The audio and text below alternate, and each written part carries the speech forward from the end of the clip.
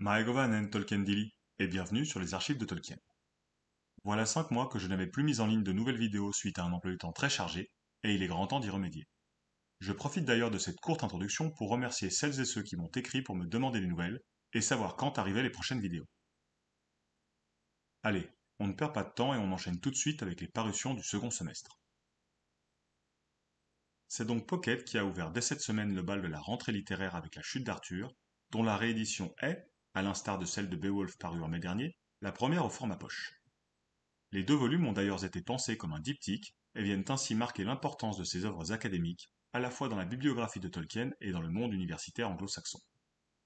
Poème en vers allitératifs rédigé au début des années 30 par Tolkien, La Chute d'Arthur raconte les derniers jours du légendaire roi de la Table Ronde, à travers son ultime campagne et la trahison de son fils Mordred.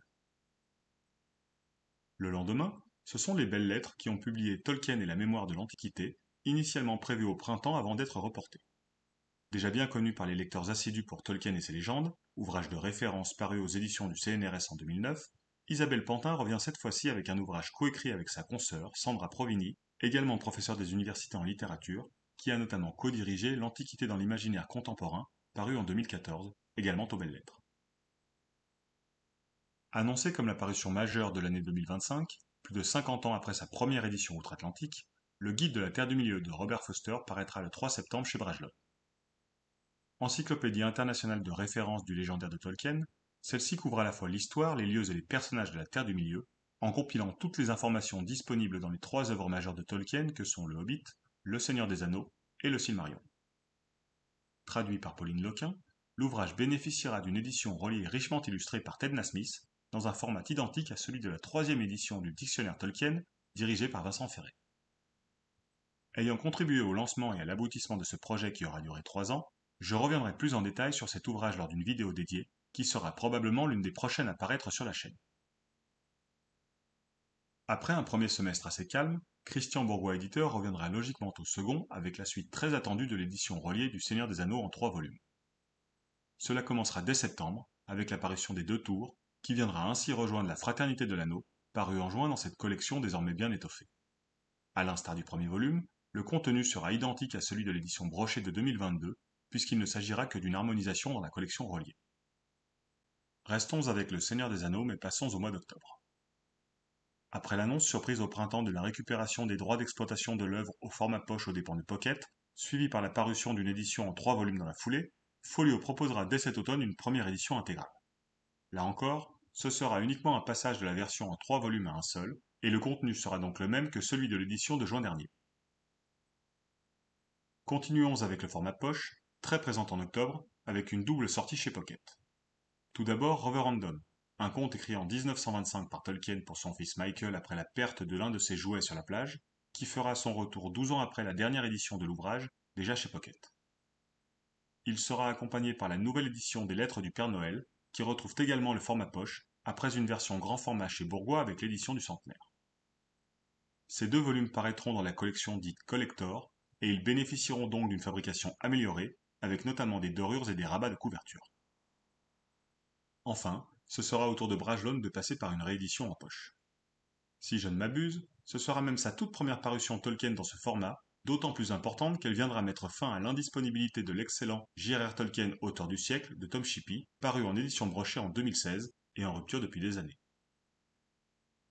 Venons-en à la grande surprise de ce second semestre, qui sera la parution du Hobbit illustré par Tove Jansson chez Bourgois, toujours en octobre.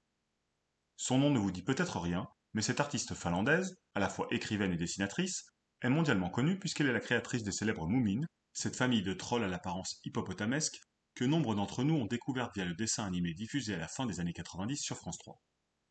Déjà bien connue des collectionneurs internationaux en raison de son travail d'illustration du Hobbit, sur la seconde traduction suédoise et la première édition finlandaise, toutes 2 rééditées ces dernières années, Tove Jansson va désormais se faire connaître par le lectorat francophone grâce à cette nouvelle édition.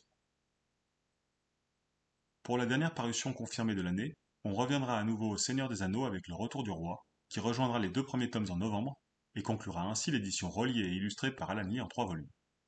Là encore, le contenu sera identique à celui de l'édition brochée de 2022, et il ne s'agira que d'une harmonisation de la collection reliée.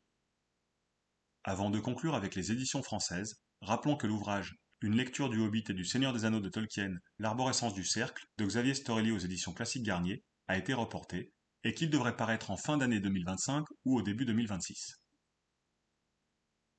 Passons maintenant aux versions originales qui nous réservent quelques belles surprises au second semestre.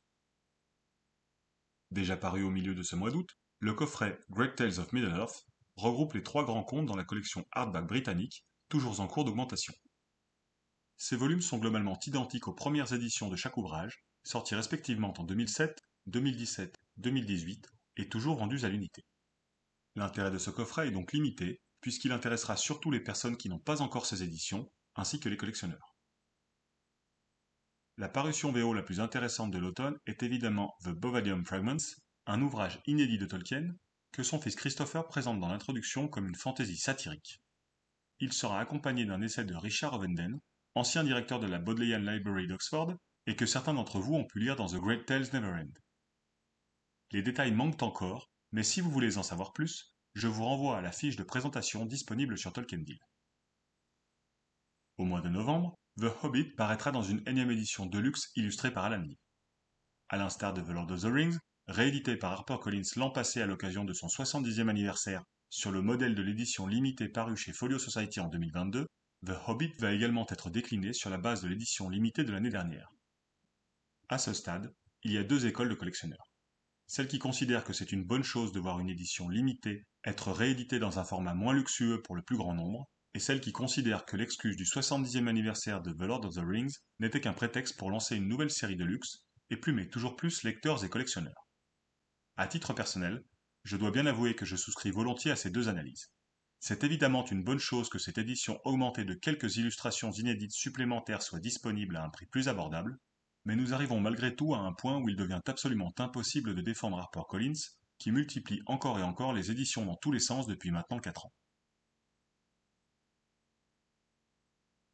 Terminons par un florilège d'éditions paperback avec les nombreux titres prévus au second semestre, tant liés aux légendaires qu'universitaires, à travers la parution de 8 nouvelles éditions dans ce qui est désormais la collection harmonisée la plus complète des ouvrages de Tolkien, et de loin.